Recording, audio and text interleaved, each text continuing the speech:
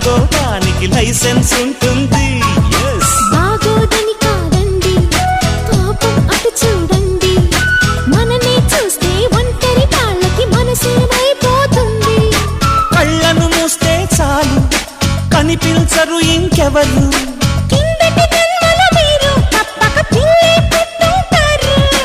అందరి ముందర హల్లని సరదాలే. ఓ, ఓ, ఓ, ఓ.